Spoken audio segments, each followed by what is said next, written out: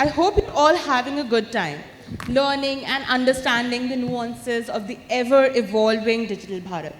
With this next conversation, Byte by Byte, building Digital India's human core, our idea is to steer this conversation towards the human side of Digital India. How skills, access, and inclusivity can come together to build a truly AI-ready workforce. Beginning with you, Mr. Agrawal, India talks about being AI-ready, but our workforce reality is often far from it. From your vantage point, what's the biggest gap? Is it skills, mindset, or the access? And how can we realistically close it?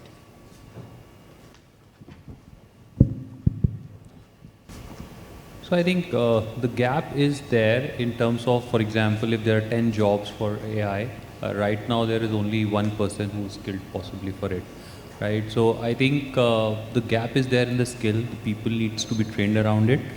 As far as mindset is concerned, my sense is everybody is looking at AI as to how it's going to change the world. And a lot of people are ready to embrace that.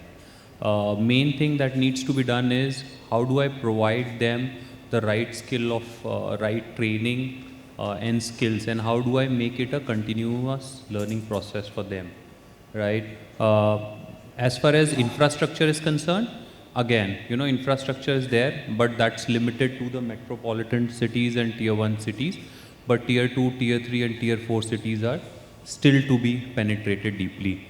So all in all, my sense is, it is not one of them, but we have to work together on all of these, right? By bringing industry, academia and the government together and create public-private partnerships to build digital infrastructure in tier 2, tier 3 town.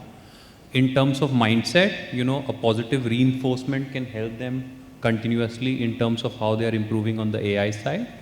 And as well as, reach is concerned, maybe even if infrastructure is there, possibly, a content has to be created in local languages, as well as, people have to be trained, motivated, and given a lot of support in terms of subsidies, etc., in order to bridge the gap. Totally understandable, but upskilling usually happens in more urban, formal workplaces. How do we take this digital and equally pressing problem to tier 2, tier 3 cities, gig workers, and informal sectors? Would you like to add on to it, Ms. Khati? Sure. The great thing about being in India, and especially at this point of time, is that most of our workforce, if you look at millennials or if you look at Gen Zs, they're all digital natives, right? They've gone through this entire phase of smartphones, and I can tell you the children in our homes are far more tech-enabled than any of us are, right? Now, AI, to my mind, is as big, as disruptive, and as transformative as tech, as let's say the steam engine was at one point of time, or the smartphone was, earlier. Now, in the metros, it's more visible, the access, the availability, the leverage, the usage is much more visible.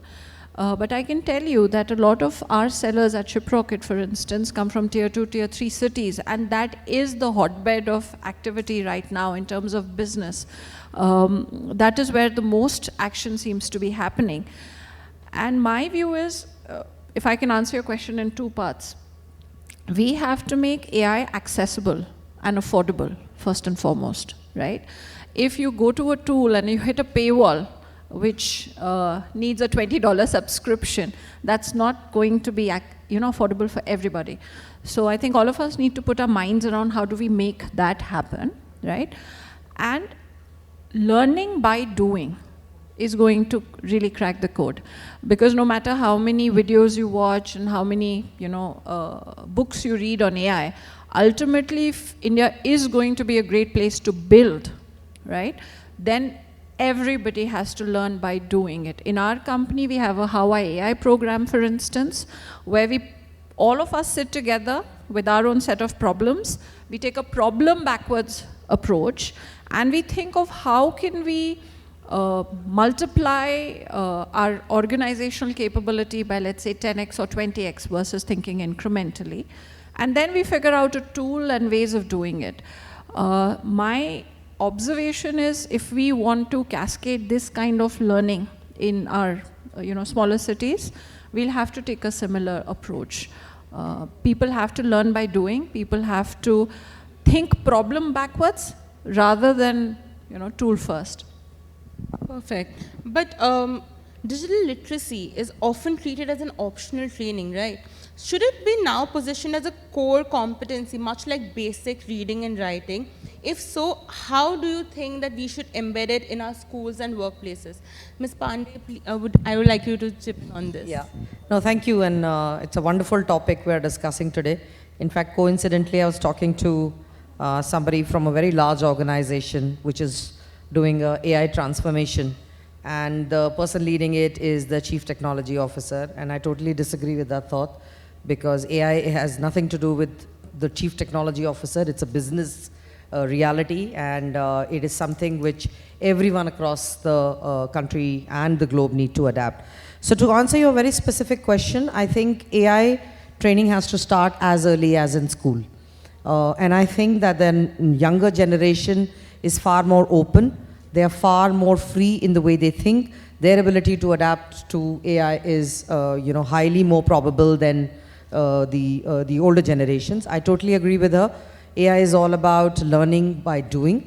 So if we can create opportunities in schools, where people learn how to work with AI, learn how to use those tools, and also some can even contribute about how do you build AI separately. Parallelly, in the large scale India, you asked the question about the tier 2, tier 3 towns. I think the government has to take a lot more initiatives. There have been some wonderful initiatives. Sometimes the challenge with a lot of these initiatives is last mile implementation. So is there a probability of opening in partnership with corporates or in partnership with educational institutions, innovation and AI hubs, where people, anyone with a smartphone can walk in and get access to subsidized or in some cases even free amount of education. The second thing which I feel like can embed AI into a core skill in educational institutions as well is for academia and corporates to work together. So as the children and the students are learning AI from a very young age, obviously they have a lot of ideas, they need to be implemented. Now who has the wherewithal to allow that amount of experimentation? It's those corporates. So running hackathons, running innovation labs, organizations giving their challenges to bright young students from schools, from colleges, saying, how do you solve these challenges from AI? And then of course the, the industry going, listening into all these ideas which people are giving. I think it creates an amazing trifecta of the government, the corporates, as well as the academia. And that's what will take AI into the next level of existence. Perfect. You talked about the government, the academia, and the corporate, which are often seen as the three pillars of skilling. But isn't the coordination a bit messy? Where do you see the cracks, and how do you think that each player can step up to, bridge the gap? Yeah, I'm not going to make too many friends with this answer. I'm sorry. I actually feel like there are many, and dime a dozen partnerships out there. You look at any of the big tech brands, you look at a Google, an Amazon, a Meta, everyone's put out, programs and made lots of claims. But at this point in time, what we really need is for those claims to go beyond a press release and actually have that impact. So what I would love to see in the next, say, 12 to 18 months is all the promises that corporates have made coming to fruition. That's number one. And that really will be bridging that gap. And one of the things that has been really encouraging is the work that, say, Microsoft is doing with NSDC, and of course with upGrad as well, towards actually skilling folks. So I was at a panel a couple of months ago, and I was speaking with a CHRO and CMO from an investment capital organization. And there I spoke about our Microsoft course. And just yesterday, and I can show you the screenshot, he actually pinged me saying we've managed to train our entire organization, all employees, into this Microsoft certification, and now we're 100% AI certified. And for me, that was impact. He didn't go around making big claims about it. He basically just took the offering, put it to use, and made it happen. And I think that's pretty beautiful. So that's one, in terms of, you know, leaders really taking the leap and pulling together whatever options are available, because access is, sure, it's broken in parts, but globally, India has the highest number of registrations for AI certifications. But when it comes to proficiency, we're amongst the lowest. So we're signing up for things, we're not completing them. So one, there's lots of programs out there. People aren't necessarily using them, and it's important for us to look at why. And two, I feel that workplace training is completely broken. So that flywheel that Ruhie was talking about, it may exist at this point in time, but it doesn't really fully work because each part needs a lot of work. So say when it comes to workplace training, we're trying to fill that gap, right? But if we don't do what the lovely ladies here have said, which is bring it into the schooling system, that gap will always exist. And that's going to be a problem because you're basically trying to pull water out of a ship that already has a hole in it. So there's just a lot of work to be done, and it cannot be done in isolation. Academia, government, corporates have to work together, but we really need to move past this whole I have signed an MOU and look at my glossy press release, because it's not doing anyone any favors. Perfect. Sorry. So this brings me to a very important topic, that is digital literacy, because you talked about the same thing, that even though it's available, a lot of people are unaware about it. So the digital divide that exists, it's not just geographical at this point, it's pretty generational. So how do we get the older employees, the managers, and even the leaders to reskill without resistance or fear? I'll ask this question to the entire panel, and I'd like to hear each one of your opinion on the same. We'll start with you, Ms. Khati. Yeah. Sure. No, I think it's a very pertinent question and very topical. You know, this is just the right time to be asking this. We have multiple generations in the workforce, some more digital savvy than the others. But here's my take on it. You know, I think the more mature leaders have, you know, always exhibited a very strong sense of agility and staying with the times. They're very on trend and on topic, right? Which is why they are leaders in the first place, right? So they bring a natural, instinctive strength around learning. My approach to them would not be very different, actually, because I think it's a matter of creating mind space. Now, AI is, you know, one of those waves that we have to ride. Everybody has to get behind that bandwagon. We can't choose to, we can't opt out of it, right? Given that reality, you can use it like a productivity tool. You can build an agent. You can use a ready-made tool, right? You can use it for automating workflows, right? Reducing repetitive tasks in financial operations, in logistic operations, in customer care. There are so many use cases, right? You can, your customers can benefit from it. There is a great sustainable value creation that AI gives to you, more than just, you know, automatic of tasks or doing tasks faster. And trust me, the more mature leadership is way more invested and is way more keen to see that dollar value or that rupee value emerge from these initiatives than anybody else in the organization. So I think we are very well poised as an industry.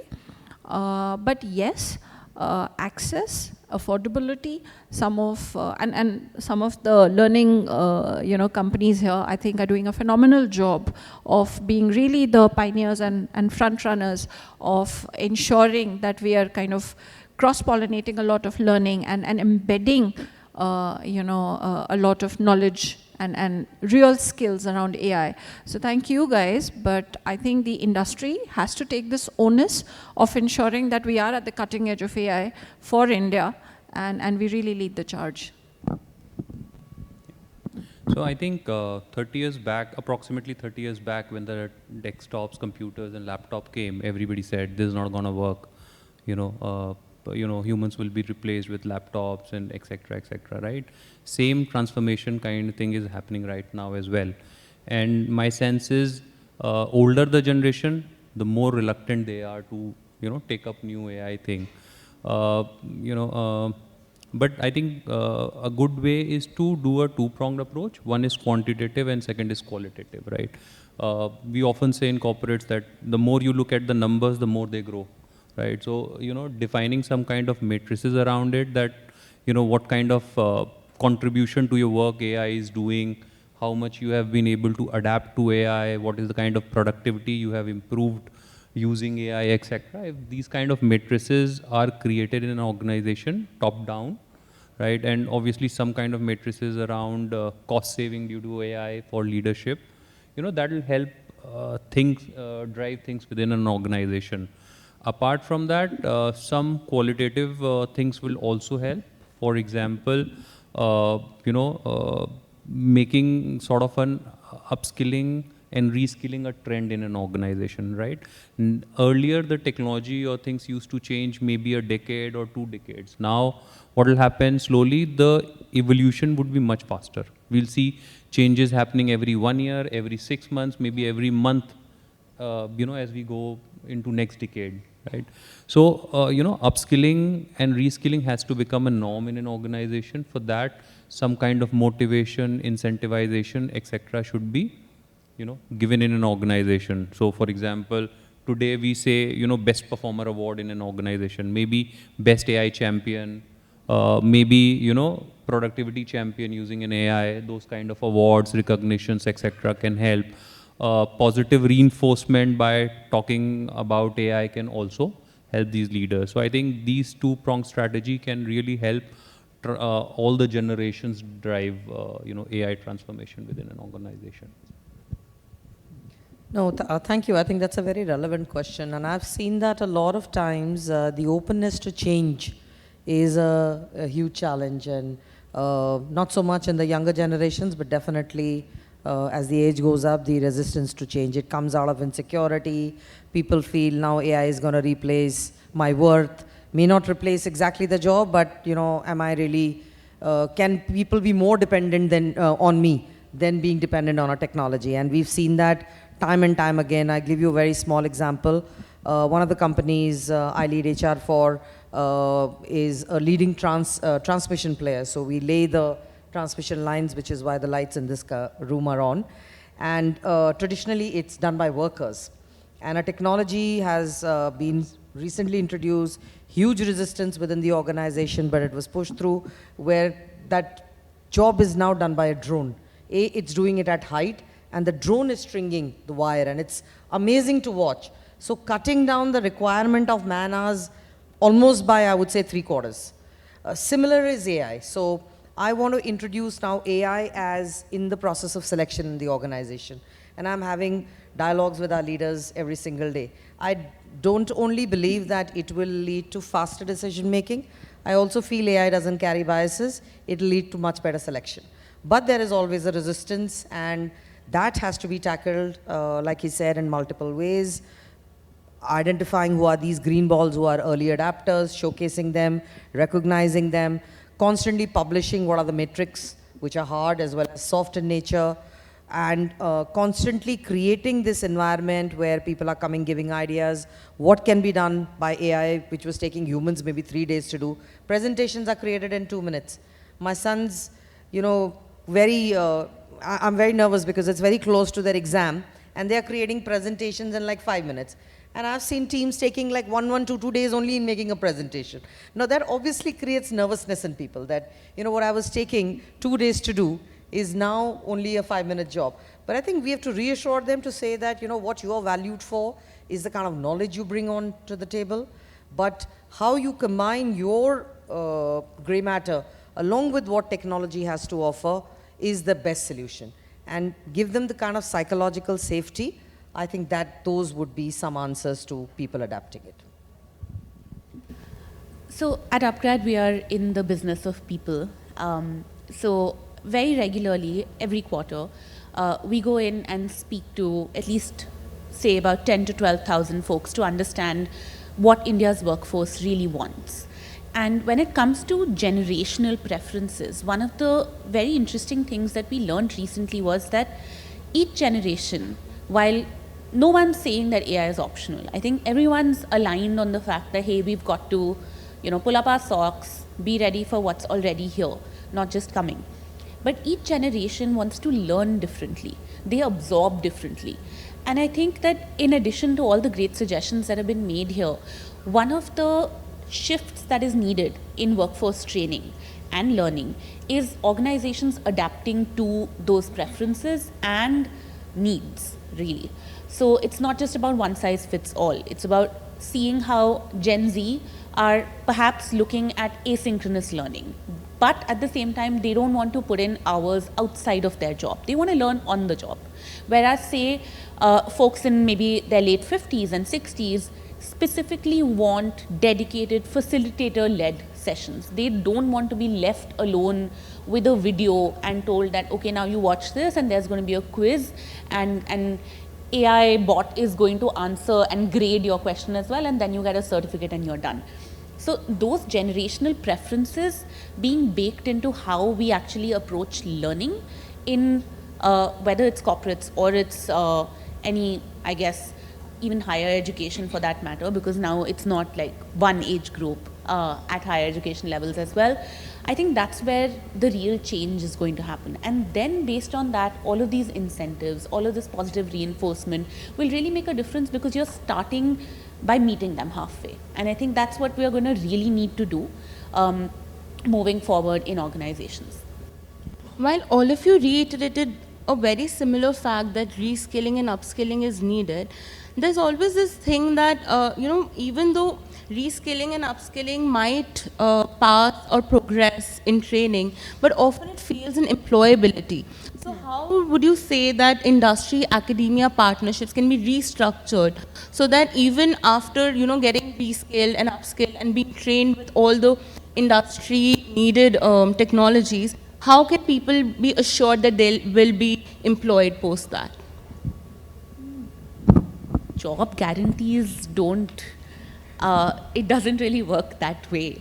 But my 2 cents here is that for there to be, for skills to actually exist and not just certifications, we really need to take a long, hard look at the kind of learning that is being provided, and also the kind of access that is being added to that learning. So it's not just, say, a certificate, it's also, say, a workshop or an integration or an internship, something that really connects you to the ecosystem. But I'd love to hear what everyone else thinks. So I think, if the 3 pillars of academia, industry, and the government come and put together, they bring varied strengths to this whole learning initiative. My 2 cents are that the industry can make learning very experiential, right? Whereas government has, academic institutes that can push out a lot of content, right? So overall, I think the government has to create an ecosystem and an environment where adoption and learning on AI becomes accessible and affordable and easy for everybody. Academia has to ensure that it's real and usable, and the content is refreshed, and it stays, you stay at the cutting edge of new insights. And I think industry can always provide opportunities, like she said, for internship or summer training or actual jobs that create the right experience of implementing some of those learnings, right? I can have 20 tools at my fingertips today, but if I don't know what to do with them, then it's just academic knowledge, right? I have to know what will help me solve for what. So we have to, like I said earlier, there has to be a problem backward approach. You have to be solving real world problems that create real value and use the right tool. And even, I know it's not an easy answer because every 2 weeks there's a bunch of new tools introduced. But yes, play around. It has to be experimental. And have fun while doing it, is what I'd say. So in this respect, my sense is corporates would need to define, the use cases and the skill set which they need in their respective industries, right? So logistics, manufacturing, etc. They'll have to define the use cases where AI can help them empower their employees, right? And these should be integrated with academia, of maybe on-job training, not on-job training, but yeah, I think kind of internship, practical lessons, some training on the tools while they are studying in institutions, etc. So in the first step, academia and corporate should come together, define programs, define curriculum, which has a lot of practical training. So sort of maybe 70% should be practical learning and 30% can be a sort of a theoretical learning. And then government should provide those railroads to take these programs to tier 2, tier 3 or tier 4 towns and create the digital infrastructure that can be used as rails to sort of percolate the learnings to students. Yeah. No, I think my colleagues have said it all. The proof of the pudding lies in the eating. So how are these people going to translate their learnings into solving challenges which the corporates and organizations are facing? I think that's critical. That will come if they are aware, which means that the academicians getting professors of practice, but the academia being close to corporates is very critical, so that they are aware what's required in manufacturing, what's required in IT, what's required in various other sectors, and then trying to create curriculum which impart these people with the skills to solve these real life challenges. AI, digital literacy will really go a long way. And then the government comes in to make this democratic and make these employability options accessible to people across the country, right? Not only in metros, but in tier 2, tier 3 towns, in villages, anywhere across the country. And that can happen through, very recently there was an internship program which was started by the government. How do they ensure last mile execution is seamless? How do they ensure they scale it up? They can provide certain grants or certain incentives to both academia and organizations to give an opportunity to pools which are, from tier 2, tier 3 towns. And they have all to work seamlessly. That is the only way we'll be able to solve this challenge. Perfect. So let's do the conversation a little bit towards inclusivity. So inclusivity is often easier to talk about than deliver. What are some practical ways in India to ensure that women, rural population and marginalized groups are not left behind in India's digital growth story? So I'll begin with you, Mr. Agrawal. So, in order to bring inclusivity, I think there are a few things which, everybody can do. So one is that, possibly create private-public partnership, right? For example, NSDC kind of organization, right? They can partner with corporates and then create those courses and take it to sort of tier 2, tier 3 towns. There you can tie up with NGOs who can bring in the right people for these training purposes and create centers. They will have to invest in the infrastructure, create centers where the population can go and learn. And then, specifically the self-help groups can be integrated into this program, bringing the required inclusiveness. Apart from that, one more important thing would be the language barrier, right? Because typically if you go to smaller towns, language might be a challenge. So if you're creating such programs in multilingual formats, that will also help in driving this. In addition to what he already said, I think that, there's a beautiful segue to what I can add. My submission here is that, if you look at social media, for instance, Facebook, right? Everybody, our parents, our maids, the average rickshaw puller on the road, everybody is on Facebook. Right? Nobody had to teach them, they figured it out. Right?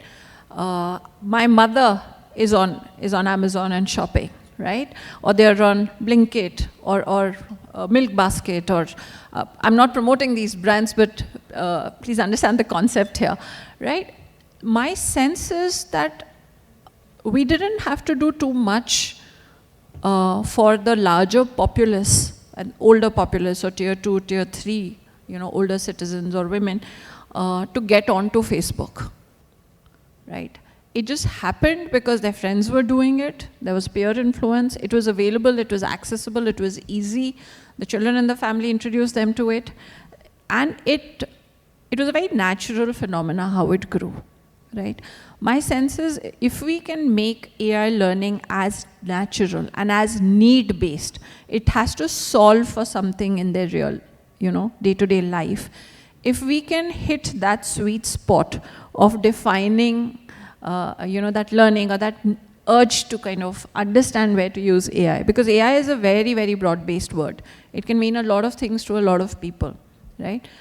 But like he said, use cases can be defined, and as long as we have to create pull, because you can have a lot of learning pushed out, but you need to have takers. People have to go out and want to learn it. They have to want to deploy it, right? Now, in our workforce at Shiprocket, for instance, a lot of us are building apps, we're building dashboards, we're building agents, we're cutting down grunt work in a lot of places. Even the last man standing entry-level employees are doing it because it is freeing them up from a lot of manual work, right? It's very self-led. Yes, we've made learning accessible, we've given them access to some tools, etc. But to my mind, what's in it for me has to be very, very clear for people to really take to it. And at least at Shiprocket, we see people have taken to it like fish to water because they see AI solving a lot for them. No, completely agree with my colleagues here. We work a lot with communities because as we build lines, as we build renewable energy plants, a lot of our operations are in remote areas of the country. And when we go to the community as a part of our community development efforts, and we try to do skilling, unfortunately, even till date, the requirement of skills which come out from the NGOs or the local bodies is for women sewing or some very basic skills. Now, that's a reality. Even till last week, this happened. Now, when you think about it, why is it so? It's perhaps because that's the skill they will use and deploy. So I'm not even sure if artificial intelligence is something which, even in their remote dreams, they are able to see how are we going to deploy. So what she said, right? What is in it for me? So till such time that there is a very clear case made to these people that you will be able to deploy, inclusivity will remain a far-fetched dream. It still remains a highly metro-concentrated phenomena, but to the entrepreneur in a village, to a woman entrepreneur, to people from the marginalized communities, deployability is very important, and thereby they learn the skills which they believe are easily deployable.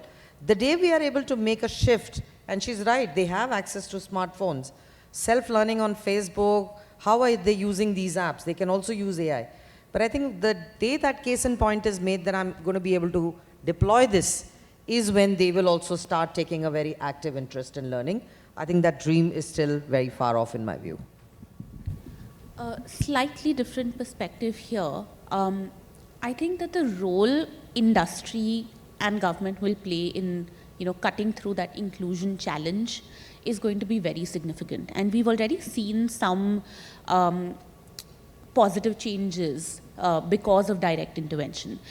One of the companies under the upGrad group is Centum Foundation, and we work with a lot of different companies to bring their CSR mandates to life.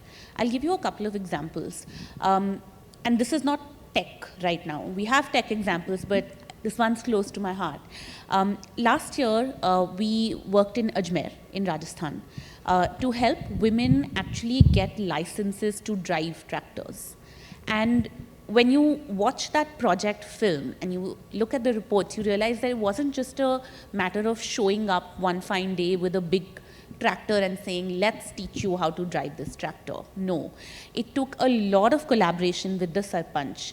It took a lot of collaboration with their families, because it's not just a learning problem that you're solving there. It's also a mindset shift. It is truly showing what's in it for them, and then income's doubled, and then you've got people who are actually championing that cause further. Closer home, on the upGrad enterprise side, we partner with CII, and we actually started this AI week, which we took around the country, and we expected a few thousand signups. This was focused on MSMEs. Interestingly enough, in less than a year, I think maybe 6 months, we've managed to train 10,000 people across 20 cities. And we're not advertising this. CII is not advertising this. It's information that we've put out there. But the thing that's working is that people have a place to come to. They have an experience. They have someone to speak to. And it's in their language. And that's what's really cutting through. And there, when you have special provisions, making it easier for women, making it easier for people with different abilities to actually consume that content, then you make it viable for them. So it's not to say that tech training, in my opinion, is not a tech problem. It definitely is. But when we're thinking of inclusion, we again have to think of the end user, the person, and how they're really going to consume that content, and what's going to work for them. And in that, we've got companies that are doing phenomenal work. I mean, I have a few notes here. We've, of course, worked with UNICEF, and forgive me for reading off this, but I thought this was really interesting. Across 17 states with UNICEF, we were able to train over 200,000 people, 3K schools, 1,100 colleges, all multilingual. And that's not possible, out of the goodness of someone's heart. It takes money. And that money comes from organizations. It comes from the UNICEFs, the Infosys, the Titans of the world. And for them to be putting that out there is something that's going to be really important and actually making that change. So directing, putting your money where your mouth is something that I feel is incredibly important for corporations to really look at when it comes to tech training and inclusivity. Very interesting insights, actually, to be very honest. Now, looking ahead, what would be that one radical shift that you guys feel that is very necessary, whether it is in policy, in corporate mindset, or in education, that we truly need to make a digitally empowered human core for India? I can go. I think from a skills perspective and from a positive reinforcement perspective, I do think there is room for us as a nation to codify what skills you carry. So we've been talking about perhaps having a skill wallet, which is nationally recognized, and it kind of calls out which skills you have, what courses you've taken, what workshops you've attended, what kind of proof of concept you've really brought to the table, and that helps you across your journey. So then skilling becomes, or learning something new is not a need of the minute or a punishment, because someone up there has said that your appraisal is tied to you completing these 15 trainings, and it's going to be taken not so nicely if you don't close them, but it's actually something that moves with you as currency. And I think that's perhaps going to be one of the many things that will help us move the lever on digital literacy in India, or AI fluency for that matter. I would say a case in point whereby we are able to showcase and penetrate this coverage of AI from metros, employability in general from metros to tier 2, tier 3, and remote areas, and be able to exemplify to them that how their ability to learn these core skills of artificial intelligence will lead to some sort of employability and thereby an income. If we are able to close that loop, we'll go a long way. I think it's purely, like I've said it many times and I'll reiterate, finding the right use cases and implementing the right solutions. See, today, the great thing about AI is that, look at a country like India, right? I'm sure many of us want to be entrepreneurs either today or at some point of time in the future, right? And what is India's greatest problem in entrepreneurship, right? It's access to capital. Because funds are limited and there's only so much that you can stretch your rupee. Now, AI makes it possible for 20 people companies to, become multi-million valuation. It's happened globally. There is no reason it can't happen in India.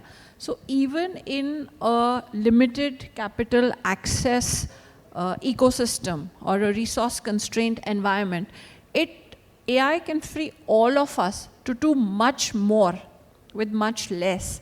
And I think therein lies the power of AI for folks like us, because we must create more and more generations of entrepreneurs. There's so many companies that have gone for IPO in the last 10 years, and I hope 10 times the number of companies go for IPO in the next 10 years. And that is going to drive India's growth story forward. But it cannot be a capital-intensive output. We have to figure out ways of doing it on very scrappy budgets, right? And for that, I think AI can play a huge enabling role. And we realize this, some of the folks in the industry, especially in tech businesses, what is the potential upside of leveraging AI, right? So my submission here is going to be that if we want, so Digital Bharat can write the next multiple decades of India's growth story. And all of us, whether it's academia or government or the industry, have to play their parts just right. And we have to leverage the potential of AI well. So I think one important thing which I feel can help is kind of making it mandatory for any kind of digital education, practical learning as part of curriculum, right? And it starts from school, right? So when we were in school, we had maybe 30 minutes of computer lab. That's all we used to see the computer, right? And hence slowly we that's the kind of learning we had, and hence we have some fear of adopting all these technologies, right? Today Gen Z, they are easily able to adapt because they have been closer to computer for a much longer time at an early age, right? So the more you integrate practical learnings in education, right, the more it'll help, right? A lot of lessons we learned in school in history, about Mughals or anybody else, right? Today, students can just quickly learn through AI, right? And they can spend much more time in doing practical applications of, AI, digital, etc., right? So my sense is it has to be at grassroots level, integrated at a very early age and stage for each and every generation. Perfect. Now that the time's up, I'll just like to thank all the panelists for having such a well-rounded conversation and also for giving us your honest and nuanced opinion on this interesting topic. Thank you so much for being here together with us. Thank you so much.